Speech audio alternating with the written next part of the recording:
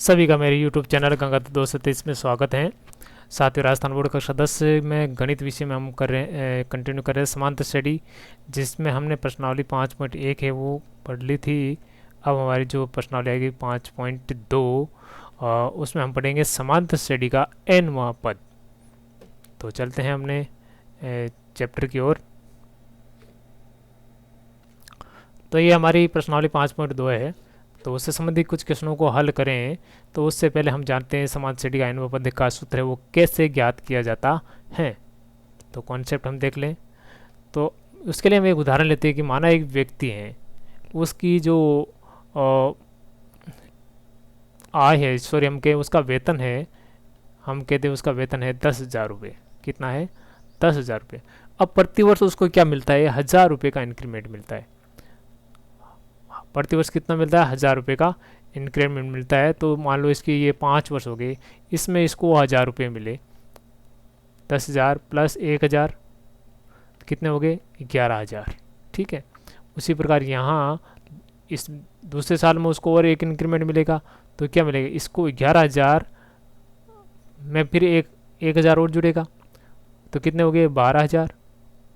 और फिर तीसरे साल है, उस 12,000 में फिर 1,000 और जुड़ेंगे, तो कितने हो जाएंगे? 13,000। फिर चौथे साल देखेंगे, 13,000 में 1,000 जुड़ेंगे, तो कितने हो जाएंगे? 14,000। ऐसे ही आगे वाले में देखें 15,000 हो जाते हैं।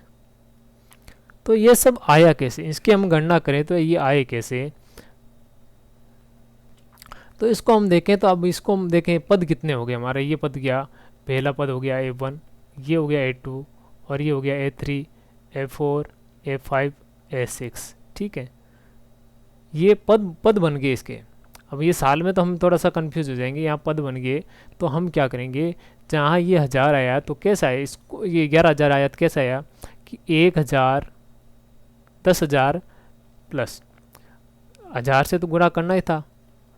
अब यहाँ ये 1,000 कैसे बन रहा है, उसको करेंगे 2 माइनस 1 करेंगे तभी बनेगा। 2 माइनस 1 करेंगे तभी तो क्या होगा?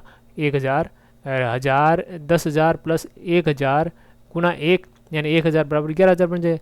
उसी प्रकार यहाँ क्या हो गया? 10,000 प्लस ये मूल पद लेकर चल रहे हैं हम। ठीक है। यहाँ 1,000 तो जो अंतर था, ये वेतन प्रतिवर्ष कितना देता? प्रतिवर्ष था एक वर्ष 1,000 देता, तो 1,000। अब ये हम ये के कहाँ से है? 3 माइनस कितना कम हो रहा है? 1। 3 में से 1 कम हो गया, कितना हो गया? 3 में से 1 कम हो गया, कितना हो गया? 2। तो 2,000 और प्लस 12,000 10,000 12,000 हो गया। इसी प्रकार है यहाँ 10,000 प्लस यहाँ कितना आ रहा है? 1,000 कोष्ट 4 माइनस 1। तो जो भी पद ज्ञात करना है उसमें से हमें क्या करना है, वहाँ जो मान लो ये पद nवां पद है, यहाँ मान लो nवां पद हो जाता, तो 1,000 10,000 प्लस यहाँ जो अंतर था सारो अंतर, यानी वेतन वृद्धि समान रूप से सभी सालों में मिलती है, वो सारो अंतर हो जाता है। तो वहाँ क्या हो जाए? n माइनस 1 हो जाता है। ये क्या है? ये पहला पद है, और ये क्या है? सारो अंतर है, और ये क्या हो जाएगा? n minus 1 D. और हमें वो कौन सा पद याद करना? nवां। तो इस प्रकार ये हमारा एक फॉर्मूला है, कंप्लीट हो जाता है। तो फॉर्मूले का निर्माण इसी प्रकार हुआ है। इसको ही हमने जो पिछला वीडियो था उसमें समझा था कि A1 A2 जो क्रमागत पद होते हैं वो क्या होते हैं? A3 A4 A5। ठीक है। ये कैसे बने? आगे चलते क्या आएगा? AN। ये कैसे आएगा? तो हमने देखा था A1 क्या, A1 था A, A2 क्या था? A में क्या जोड़ा था? सारो अंतर D जोड़ने पर प्राप्त हुआ। A3 कैसे आया था? उस दूसरे पद में, ये जो A प्लस डी है, इस दूसरे पद में हमने क्या जोड़ दिया? D जोड़ दिया, यानी क्या हुआ? A plus 2D। ठीक है। और चौथा पद निकाला तो उसमें हमने क्या किया, जो तीसरा पद था A प्लस 2D, उसमें फिर हमने और सारो अंतर D जोड़ दिया, तो A प्लस 3D आया। ठीक है। अब यहाँ से देखें तो इसको हम किस रूप में लिख सकते हैं? A प्लस ये जो n है इसके रूप में हम देखें तो यहाँ क्या है? यहाँ 2 है और यहाँ गुणा में क्या? 1 है। तो यहाँ 1 कैसे प्राप्त होगा? इस 2 में से हम क्या करेंगे? 1 कम कर देंगे, तभी तो प्राप्त होगा।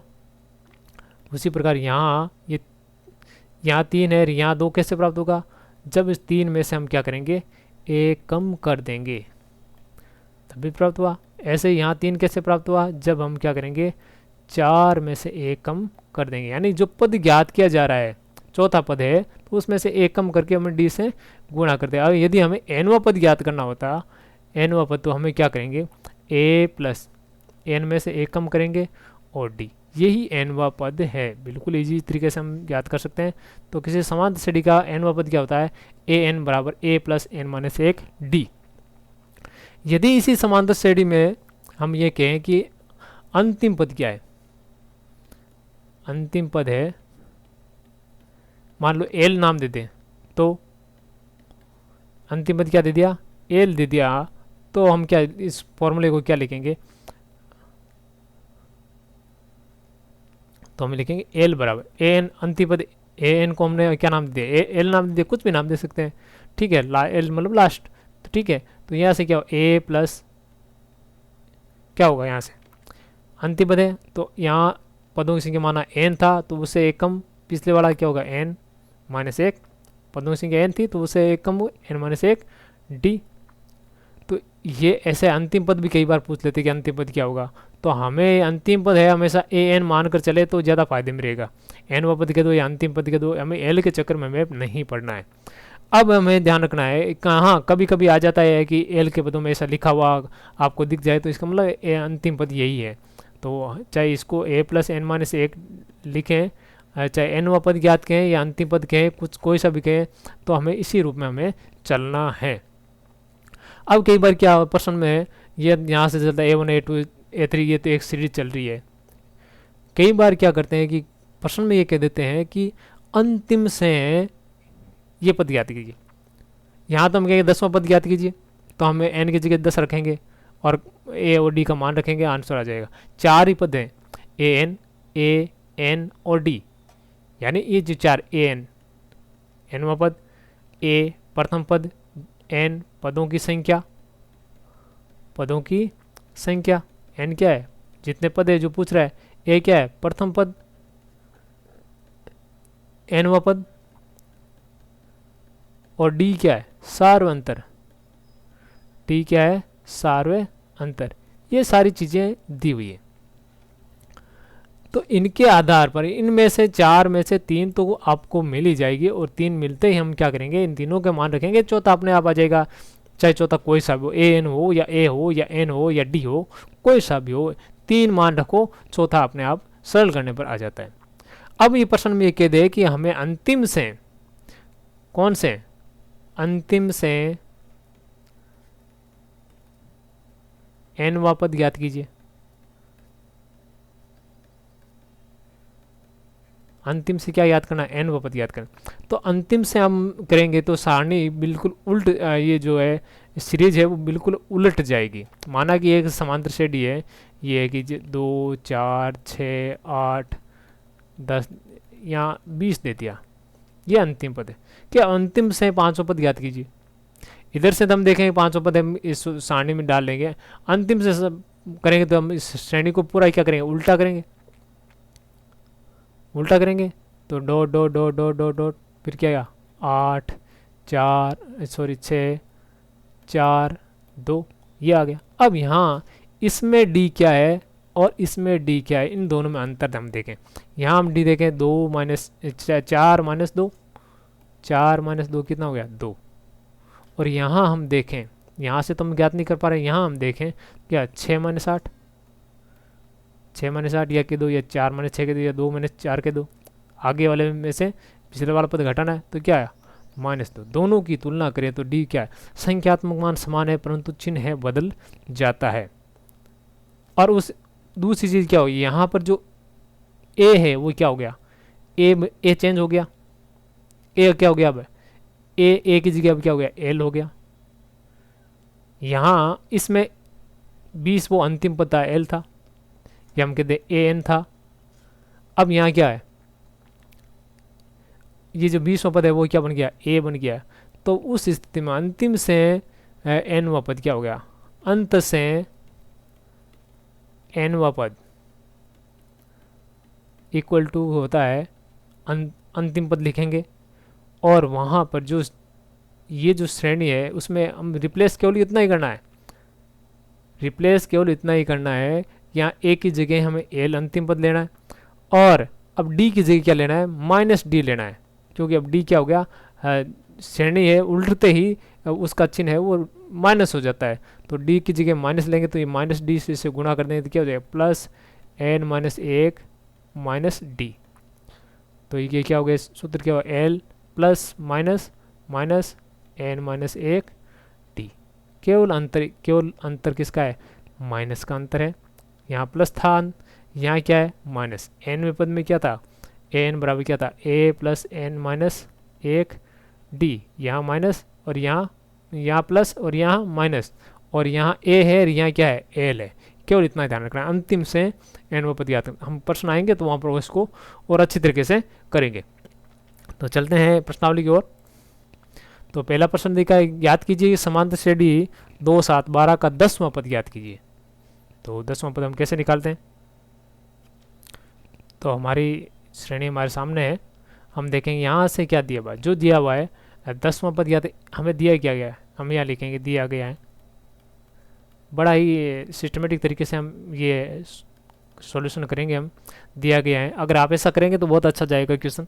दिया गया क्या है, ए प्रथम पद हमें मालूम है क्या, प्रथम पद ए क्या है, 2 है, ठीक है।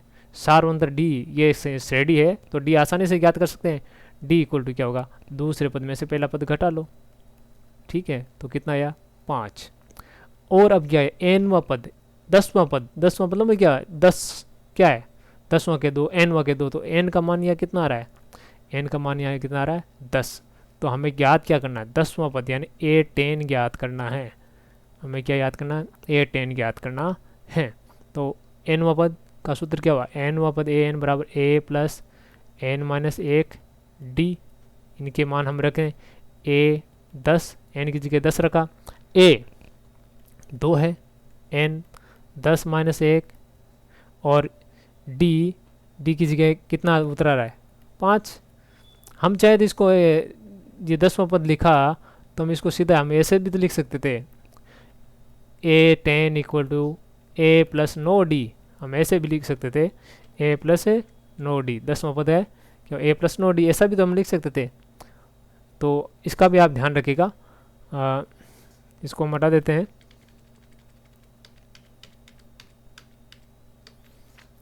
यहाँ से हम इसको सरल करें तो 2 प्लस 10 में से 1 गया 9 गुना 5। तो पहले गुणा करेंगे बाद में जोड़ेंगे, बोर्ड मास का नियम का पालन हमें करना पड़ेगा। 9 5 45 और 45 2 कितने हो गए 47। तो इस प्रकार हमारा आंसर कंप्लीट हुआ। दूसरा इसका एक पार्ट और लेते हैं। तो दूसरा क्वेश्चन है square root 2 3 square root 2 5 square root 2 dot dot dot का 18वां पद याद करना। तो हम लिखेंगे दिया गया है, क्या दिया गया है, दिया गया है, जो हमें दिया गया है। यहाँ से हम देखें ए का मान कितना दे रहे हैं स्क्वायर रूट 2 जो हमें नज़र आ रहा है। इसी प्रकार हम डी देखेंगे तो डी दो किन्हीं 2 पदों का अंतर ले लें, 2 क्रमागत पदों का। तो 3 स्क्वायर रूट 2 में से स्क्वायर रूट 2 घटा दें तो क्या बचेगा, दोनों में कॉमन का आ रहा है स्क्वायर रूट 2, और कोष्ट में देखें यहाँ 3 बच गया, यहाँ बच गया 1, 3 में से 1 गया कितना रहेगा 2, और स्क्वायर रूट 2 गुणा 2, तो इसको हम कहेंगे 2 स्क्वायर रूट 2, ठीक है। तो ये हमारा डी आ गया। इसी के साथ 18वां पद एन का मान कितना देर का है, एन इक्वल टू देर का है 18। तो हमें ए 18 ज्ञात करना है, यानी 18वां पद यानी ए 18 ज्ञात करना है। तो हम सीधा ए 18 ऐसा भी लिख सकते हैं, ए 18 बराबर ए प्लस 17 डी, ऐसा भी तो लिख सकते हैं, ये भी फॉर्मूला ही है। या फिर हमें पूरा फॉर्मूला यहाँ लिखें, अगर बोर्ड की परीक्षा में हम जाएँ तो क्या होगा, हमें ए एन से ही करना है शुरू, A N equal to A plus N minus एक डी, ए 18 इक्वल टू क्या होगा ए प्लस 17 डी। हम यहाँ ऐसा कर सकते हैं। अब यहाँ से देखें ए का मान कितना है, ए का मान स्क्वायर रूट 2 गुना प्लस है प्लस 17, और डी का मान कितना है 2 स्क्वायर रूट 2। यहाँ से देखें स्क्वायर रूट 2 इनको गुणा करें तो 7 दूना 34, स्क्वायर रूट 2 दोनों में क्या कॉमन आ रहा है, दोनों में कॉमन आ रहा है स्क्वायर रूट 2, यहाँ बच गया 1 और यहाँ बच गया 34, तो कितना हो गया स्क्वायर रूट 2 गुना 35, तो आंसर हो गया 35 स्क्वायर रूट 2। तो 18वां पद कितना हो गया इसका स्क्वायर रूट 35 स्क्वायर रूट 2। इसका जो तीसरा पार्ट है वो आप करें, कोशिश करें, बिल्कुल आसान हो जाएगा। दूसरा हम क्वेश्चन देखते हैं, समांतर श्रेणी दे रखी है 21, 18, 15 का कौन सा पद है -81, कौन सा पद, वो nवा पद, माना कि वो nवा पद है, तो nवा पद, तो nवें पद का तो मान दे रहे, परंतु n क्या है, वो संख्या कितनी है वो हमें ज्ञात करनी है। तो चलते हैं, तो 21, 18, 15 का कौन सा पद -81, तो हम सीधा पहले मानेंगे, माना nवा पद -81 है। nवा पद मतलब क्या हुआ, an बराबर क्या हुआ -81, और हमें क्या दिया गया है, a का मान कितना दे रखा है, a का मान दे रखा है 21, 21, d का मान हमें क्या दे रखा है 18 -21, हम दो पदों में से अंतर निकाल लेंगे तो क्या बच गया -3। अब हमें क्या याद करना है, हमें ये n कितना है वो नहीं मालूम है, वो पद क्रम संख्या हमें मालूम नहीं है, वो हमें याद करना है। तो चार चीज़ हमारे पास में आ गई। हम देखेंगे n पद का सूत्र क्या होता है, ए एन बराबर a plus n minus 1 d. A n का मान क्या दे रखा है, यहाँ से हम सारे मान रखें, -81 इक्वल टू ए का मान 21 प्लस n माइनस 1 डी का मान कितना रहा है -3, तो -3 को हमें कोष्टक में रखना है। मैंने पहले ही बताया कि माइनस की जो भी संख्या आती है उसको कोष्टक में रखे, भिन्न की जो संख्या आती है उसको कोष्टक में रखे। ये जो 21 है इसको हम बराबर किधर ले आए, तो -81 -21, 21 प्लस का इधर आकर माइनस का बन गया, बराबर n माइनस 1 गुणा -3। तो ये कितने हो गए, ये हो गए -102 बराबर n माइनस 1 गुणा -3।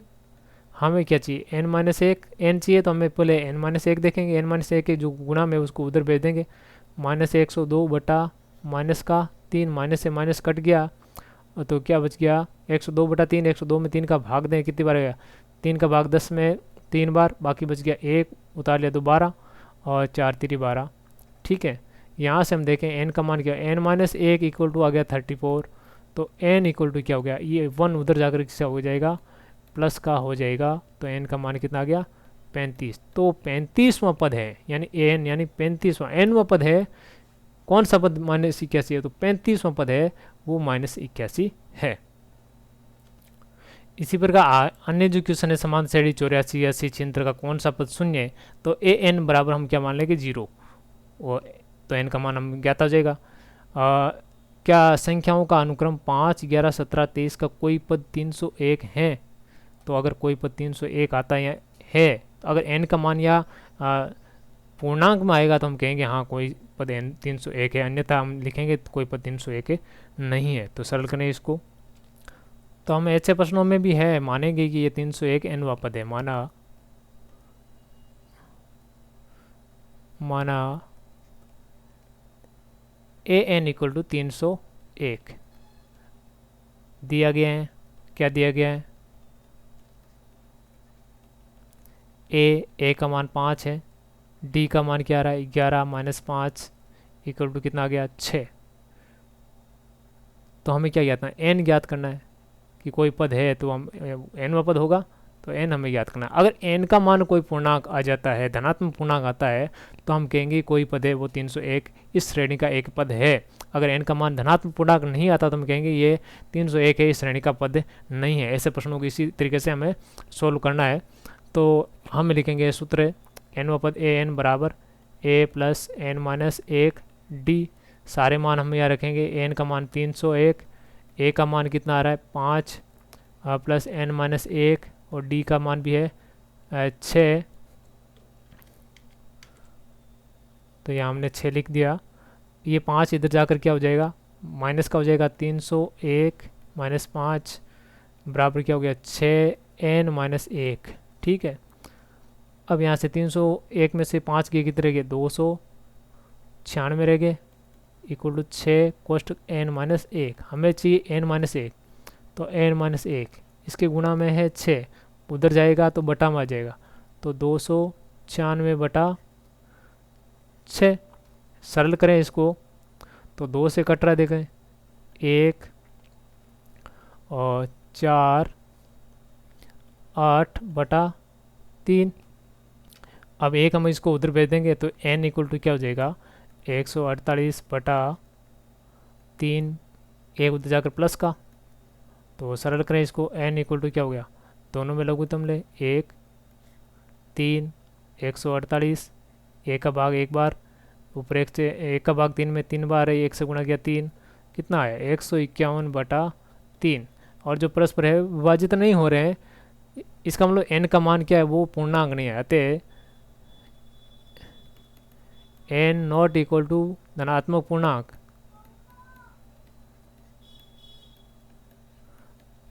जब n धनात्मक पूर्णांक नहीं है तो इसका मतलब क्या हुआ, अतः जो 301 है, अतः दिया गया पद 301 इस समांतर श्रेणी का कोई पद नहीं है, इस समांतर श्रेणी का कोई पद नहीं है। तो इस प्रकार हम इसको हल कर सकते हैं। तो प्रोसेस हमारी वही थी, हमें जो दिया गया मान है उसको कोई पद 301 है तो हम इसको मान लेंगे, और फिर ए डी और एन है वो उसको हम बताएंगे, हम ये ए इतना है डी इतना है एन हमें ज्ञात करना है, और एन पद के सूत्र में ये मान रखेंगे। और अगर एन का मान है धनात्मक पूर्णांक आ जाएगा तो हम कह देंगे वो है समान श्रेणी का एन पद है। अगर धनात्मक पूर्णांक नहीं आता है तो हम कह देंगे ये समान श्रेणी का कोई पद नहीं है। यहाँ पर हम देख रहे हैं ये धनात्मक पूर्णांक मान नहीं आ रहा है, पूर्णांक नहीं आ रहा है, इसलिए हम कहेंगे यह समान श्रेणी का कोई पद नहीं है। इसका चौथा पार्ट है, आप स्वयं करें कि एक पद 150 हैं तो सेम इसका डिटो है, ऐसी प्रक्रिया चलेगी। तीसरा हम क्वेश्चन देखें, एक समान श्रेणी का छठा पद और 17वां पद क्रम से दे रखे हैं। छठा पद तो 19 है, 17वां पद कितना 41 है, तो 40वां पद ज्ञात कीजिए। तो ये बड़ा ऐसे क्वेश्चन बहुत इंपॉर्टेंट होते हैं, तो आपको इसको किस तरह से करना है ये अभी आपको हम समझाएंगे। तो चलते हैं इसकी ओर। तो हम इसको इस रूप में भी हम लिख सकते हैं कि छठा पद ए 19 देर का, ऐसे रूप में भी आ सकता है। छठा पद 19, सातवां पद कितना देर का है, सॉरी सातवां नहीं है 17वां पद है, यहाँ 17 है। छठा पद 19, 17वां पद है 41, तो और 40वां पद कितना होगा ये हमारे दिया हुआ है। तो हमें यहाँ लिखेंगे दिया गया है,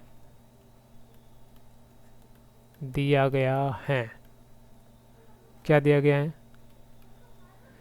A6 इक्वल टू 19, और A6 को हम क्या लिख सकते हैं A + 5D। हमने ये पढ़ा था AN तो होता है, क्या होता है N A + n-1 D, तो यहाँ n की जगह हम क्या रखेंगे 6 रख देंगे। A6 इक्वल टू क्या होगा A + 6-1 5D, तो A + 5D इक्वल टू क्या हो गया 19, तथा दूसरा समीकरण क्या दे रखा है A17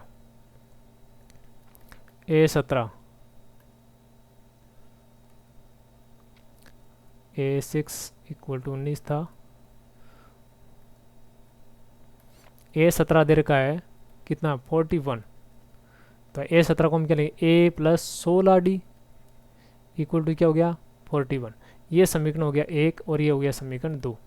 अगर यही समीकरण आपको अगर हम देखें यहाँ ऐसे रूप होती, ए और डी की A की जगह x होता और डी की जगह क्या होता y, 5y = 19, और इसी प्रकार ये होता A की जगह x और डी की जगह क्या होता y, 16y = 41। तो ये क्या होती है रैखिक समीकरण होती है, दो चरों वाली रैखिक समीकरण होती है, उनको हम बिल्कुल आसानी से हल कर लेते हैं प्रतिस्थापन विधि से। तो यही क्या ए और डी में एक दो चरों की रैखिक समीकरण है, उनको भी हमें क्या करना है हल करना है। हमें उन्हें एक्स और वाई मानते हुए ही करना है कि माना कि एक्स और वाई है, लिखना नहीं है एक्स वाई, परंतु हमें ये मानना है कि ये दो चरों की एक रैखिक समीकरण है। तो समीकरण 1 और 2 से हम यहाँ लिखेंगे समीकरण 1 व 2 से, तो हम क्या करें, दोनों समीकरण ऊपर नीचे लिखेंगे। a plus 5d equal to 19, दूसरा क्या, a plus 16d equal to minus 41। अब इनके चिन्ह चेंज करते हैं, माइनस माइनस, ये भी माइनस हो जाएगा, चिन्ह चेंज क्योंकि ए से ए कट जाएगा तो ये कट गया।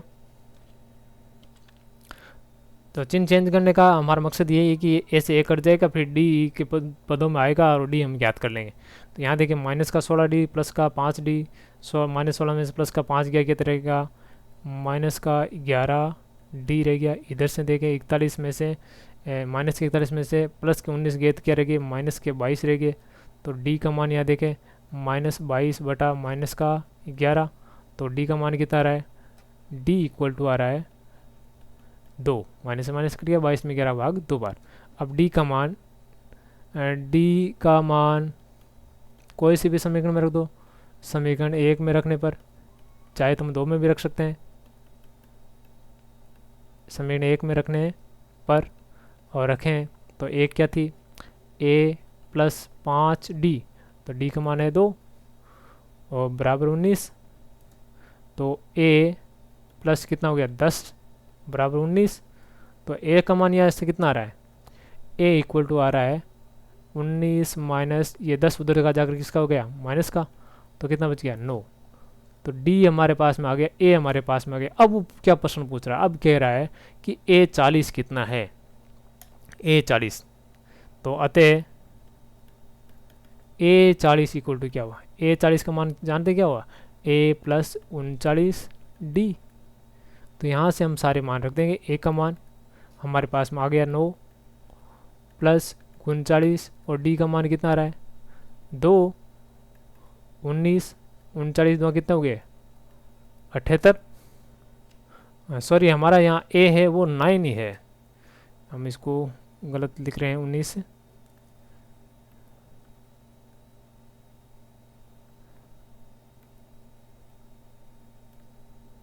इसको मिटा देते हैं, पूरा ही मिटा देते हैं इसको।